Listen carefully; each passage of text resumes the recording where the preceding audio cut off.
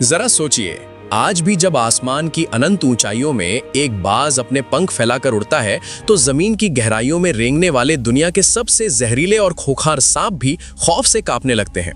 वो अपने बिलों में छिपने के लिए ऐसे भागते हैं जैसे साक्षात मौत उनके पीछे पड़ी हो। लेकिन क्या आपने कभी सोचा है कि पक्षियों और सांपों की ये भयंकर दुश्मनी आखिर शुरू कहां से हुई? क्या ये केवल प्रकृति का कोई साधारण नियम या फूड चेन है? बिल्कुल नहीं। ये दुश्मनी शुरू हुई थी आज से लाखों साल पहले दो सगी बहनों के बीच लगी एक छोटी सी शर्त, एक बहुत बड़े धोखे और 500 सालों तक चलने वाली एक खौफनाक गुलामी से। जरा कल्पना कीजिए उस युग की जब इस ब्रह्मांड के नियम आज जैसे नहीं थे, जब देवता, दानव और ऋषि मुनि इस धरती पर साक्षात विचरण करते थे। ये कहानी शुरू होती है सृष्टि के रचयिता ब्रह्मा जी के मानस पुत्र महर्षि प्रजापति कश्यप के आश्रम से। कश्यप मुनि का तेज पूरे ब्रह्मांड में फैला हुआ था और उनकी दो बेहद सुंदर असीम शक्तियों वाली पत्नियां थीं, कद्रू और विनिता। दोनों सगी बहनें थीं और एक ही आश्रम में साथ साथ रहती थीं, लेकिन उनके स्वभाव में दिन और रात जितना अंतर था। एक दिन महर्षि कश्यप ने अपनी दोनों पत्नियों की सेवा से प्रसन्न होकर उन्हें वरदान मांगने को कहा। कद्रू, जिसके मन में हमेशा से शक्ति, सत्ता और अधिकार की भूख थी, उसने एक ऐसा वरदान मांगा जिसने पाताल लोक का इतिहास लिख दिया। कद्रू ने कहा, स्वामी, मुझे ऐसे 1000 पुत्रों की मां बनने का वरदान दीजिए जो महाजहरीले हों, जिनके पास रहस्यमयी शक्तियां हों और जो इस पूरे पाताल लोक पर राज करें। महर्षि ने तथास्तु कह दिया और इसी वरदान से कद्रू दुनिया के सबसे खूंखार और जहरीले सांपों यानी नागों की मां बन गई। जब विनिता की बारी आई तो उसका मन बिल्कुल शांत और पवित्र था। उसे सत्ता की कोई भूख नहीं थी। उसने हाथ जोड़कर महर्षि से कहा, स्वामी, मुझे 1000 पुत्र नहीं चाहिए, मुझे केवल 2 पुत्रों का वरदान दीजिए। लेकिन मेरे वो दोनों पुत्र कद्रू के 1000 पुत्रों से भी ज्यादा शक्तिशाली, तेजस्वी और धर्म के मार्ग पर चलने वाले हों। महर्षि कश्यप ने मुस्कुराते हुए ये वरदान भी दे दिया। वरदान तो मिल गया, लेकिन इसी वरदान के साथ कद्रू के मन में एक ऐसी ईर्ष्या, एक ऐसी जलन ने जन्म ले लिया जो आगे चलकर सदियों की गुलामी का कारण बनने वाली थी। कद्रू हमेशा ये सोचकर अंदर ही अंदर जलती रहती कि विनिता के 2 पुत्र उसके 1000 पुत्रों से ज्यादा शक्तिशाली कैसे हो सकते हैं। विनिता का वो शांत स्वभाव, उसका तेज और उसकी पवित्रता कद्रू की आंखों में कांटे की तरह चुभती थी। कद्रू बस एक ऐसे मौके की तलाश में थी जिससे वो विनिता के इस तेज को मिट्टी में मिला सके और उसे अपने पैरों तले झुका सके, और ये मौका उसे जल्द ही मिल गया। ये वो समय था जब समुद्र में एक ऐसी ब्रह्मांडीय घटना घट रही थी जिसकी गूंज से पूरी सृष्टि कांप रही थी। समुद्र मंथन। देवता और असुर मिलकर अमृत की चाह में क्षीर सागर यानी दूध के महासागर को मथ रहे थे। उस भयंकर मंथन से एक एक करके ब्रह्मांड की सबसे अद्भुत और रहस्यमयी चीजें बाहर आ रही थीं। उसी दौरान क्षीर सागर की उन उफनती हुई सफेद लहरों को चीरते हुए एक ऐसा जीव प्रकट हुआ जिसकी सुंदरता देखकर स्वर्ग के देवताओं की भी आंखें चौंधिया गईं। वो था उच्चैश्रवा, ब्रह्मांड का सबसे सुंदर, सबसे तेज और दिव्य घोड़ा। उच्चैश्रवा कोई साधारण घोड़ा नहीं था। उसका रंग दूध से भी ज्यादा सफेद था।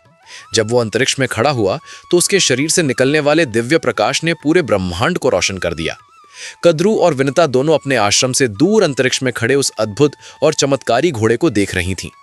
विनिता की आंखों में उस घोड़े को देखकर केवल एक आध्यात्मिक खुशी थी, लेकिन कद्रू का खुराफाती और ईर्ष्यालु दिमाग कुछ और ही योजना बना रहा था।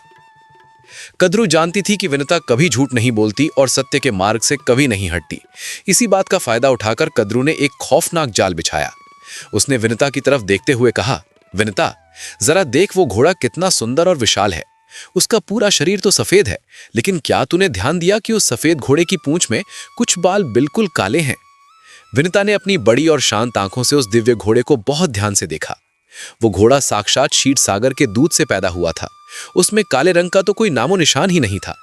विनिता ने पूरी ईमानदारी और दृढ़ता के साथ कहा, नहीं बहन कद्रू, तुम गलत कह रही हो।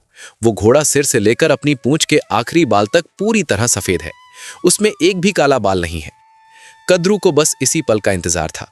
उसके होंठों पर एक बहुत ही कुटिल और डरावनी मुस्कान आ गई। उसने तुरंत विनिता की बात को काटते हुए एक ऐसे खौफनाक दाव की पेशकश कर दी जिसने दोनों बहनों के भाग्य का फैसला हमेशा के लिए लिख दिया। कद्रू ने चुनौती देते हुए कहा, तुझे अपने सच पर इतना ही भरोसा है विनिता, तो चल मुझसे एक शर्त लगा ले। कल सुबह सूरज उगते ही हम दोनों जाकर उस घोड़े की पूंछ को बिल्कुल करीब से देखेंगे।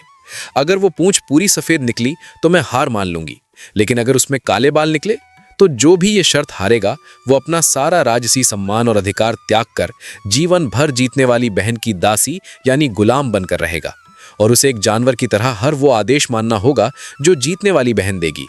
ये कोई साधारण शर्त नहीं थी, ये एक रानी को दासी बनाने, एक इंसान का पूरा वजूद मिटाने का दाव था। विनिता एक पल के लिए चौंकी, लेकिन उसका मन बिल्कुल साफ था। उसने अपनी आंखों से सच देखा था और सत्य पर अडिग रहने वालों को कभी हार का खौफ नहीं होता। विनिता ने बिना किसी डर के उस विनाशकारी शर्त को मान लिया।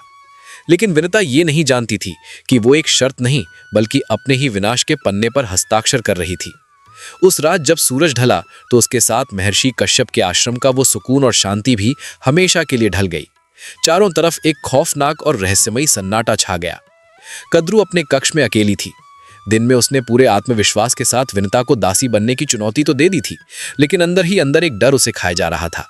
अपनी शंका को दूर करने के लिए कद्रू ने रात के उस घुप अंधेरे में अपनी दिव्य दृष्टि का प्रयोग किया और अंतरिक्ष में खड़े उस ब्रह्मांडीय घोड़े उच्चैःश्रवा को देखा।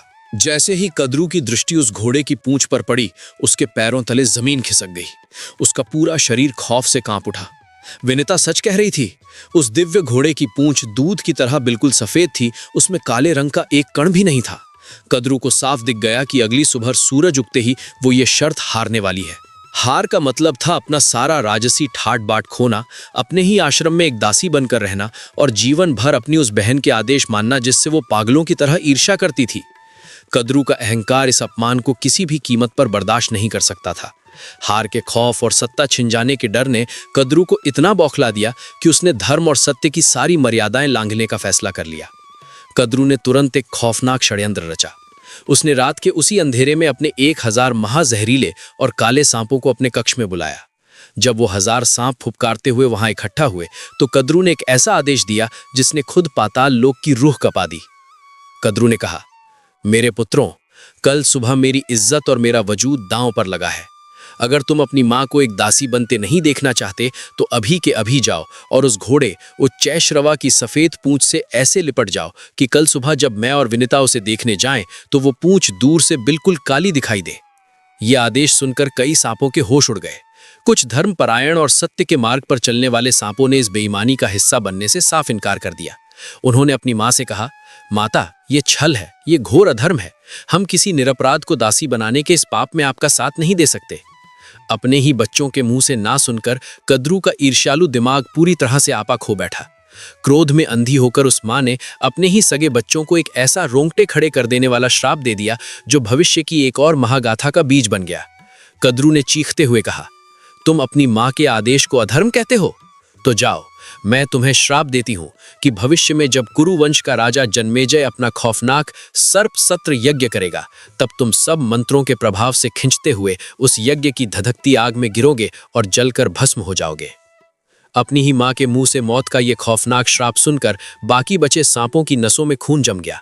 डर के मारे वो कांपने लगे और जान बचाने के लिए तुरंत कद्रू का आदेश मान लिया।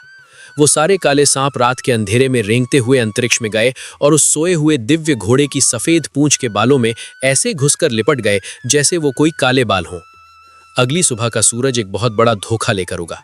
कद्रू और विनिता दोनों उस घोड़े के करीब पहुंची। कद्रू के चेहरे पर एक कुटिल और झूठी मुस्कान थी, जबकि विनिता का मन बिल्कुल शांत और सत्य के प्रति आश्वस्त था। लेकिन जैसे ही विनिता ने अपनी नजरें उठाकर उच्चैःश्रवा की पूंछ की तरफ देखा, उसकी सांसें अटक गईं। उसका दिल जोर से धड़का और आंखों के सामने अंधेरा छा गया। दूर से वो पूंछ बिल्कुल काली नजर आ रही थी।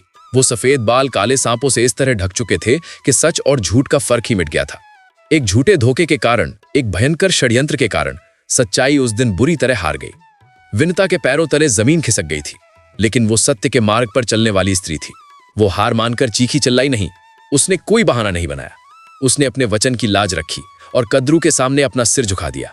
और बस उसी एक झुके हुए सिर के साथ शुरू हुई विनिता की 500 सालों की वो दर्दनाक, रूह कपा देने वाली गुलामी। एक पल में महर्षि कश्यप की प्रिय पत्नी, एक रानी, एक दासी में बदल गई। विनिता को उजाले और खुली हवा से दूर पाताल लोक के उन अंधेरे, सीलन भरे और जहरीले बिलों में ले जाया गया, जहां कद्रू के 1000 खूंखार सांप रहते थे। जिस रानी के हाथों में कभी फूल और पवित्र जल होता था, अब उन हाथों से उसे उन हजारों सांपों का झूठा खाना उठाना पड़ता था। उसे उनके जहरीले बिलों को अपने हाथों से साफ करना पड़ता, सांपों को नहलाना पड़ता और उनके हर आदेश को एक गुलाम की तरह मानना पड़ता। इन सब से भी ज्यादा दर्दनाक थे कद्रू के ताने। कद्रू हर दिन हर पल विनीता को उसकी हार की याद दिलाती, उसे नीचा दिखाती और मानसिक रूप से प्रताड़ित करती। दिन रात जहरीली फुफकारों के बीच अंधेरे में सिसकती हुई विनीता के पास रोने के